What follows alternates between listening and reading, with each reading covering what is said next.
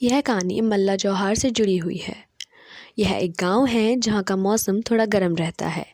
यह कहानी doctor S Pangti की एक किताब जौहर स्वर से ली गई है। यह सैकड़ों साल पुरानी बात है। मल्ला जौहर के लोग अक्टूबर में अपने परिवार के साथ घाटियों में आ जाते थे। नवंबर में एक आदमी को पता चला कि वह अपना कुछ ज़रूरी सामान गांव में भूल गया है, जिसके बिना उसका काम चलना मुश्किल है। वह अकेले अपने गांव की तरफ निकल पड़ा।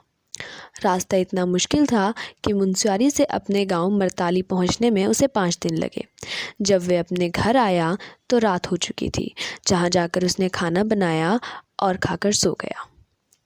उस वक्त गांव का माहौल ऐसा था कि कोई भी डर जाता। इस स्थिति में उसने पुरुष और महिलाओं की आवाज़ सुनी और वो चौंक गया। वह पुरुष और महिला मिलकर गीत गा रहे थे। आवाज़ सुनकर उसे ऐसा लग रहा था जैसे कि वह धीरे धीरे उसके घर के करीब आ रहे हैं। कुछ देर बाद वो लोग उसके घर की चौक में आकर गोल घेरा बनाकर गीत गाने लगे। वह डरा नहीं और उसने खिड़की से बाहर देखा तो वह घबरा गया। गीत गाने वाले लोग और कोई नहीं बल्कि उसके गांव के और आसपास के गांव के वह लोग थे जो स्वर्ग से धार चुके हैं। अब वह भूत बनकर गीत गा रहे थे। उसने देखा कि गीत गाने वाले लोगों में उसकी पत्नी भी शामिल थी, जिसका कुछ महीने पहले ही देहांत हो चुका था। उसने आंखें मलकर फिर से देखा कि कहीं वह उसे भ्रम तो नहीं हो रहा, लेकिन यह सच था।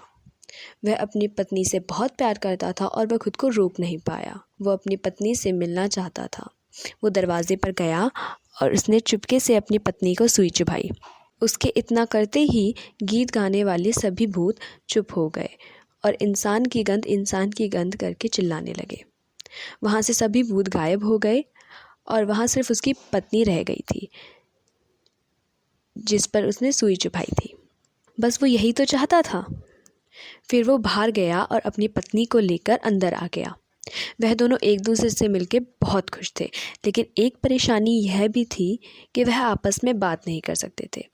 उसकी पत्नी अब भूत बन चुकी थी और कुछ कह नहीं सकती थी। अगर कहती तो उसकी पत्नी राख में बदल जाती। दोनों एक दूसरे इशारे में बात करने लगे।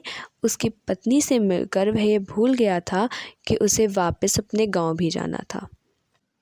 इतने में मल्ला जौहर में बर्फ़ पड़ चुकी थी और ऐसे में कोई उसे खोजने के लिए भी नहीं जा सकता था। लोगों ने सोचा कि शायद वह मर गया होगा। वैसे भी अपनी पत्नी के देहांत के बाद वह अपने होश खो बैठा था। समय बीतता गया और अप्रैल का महीना आ गया।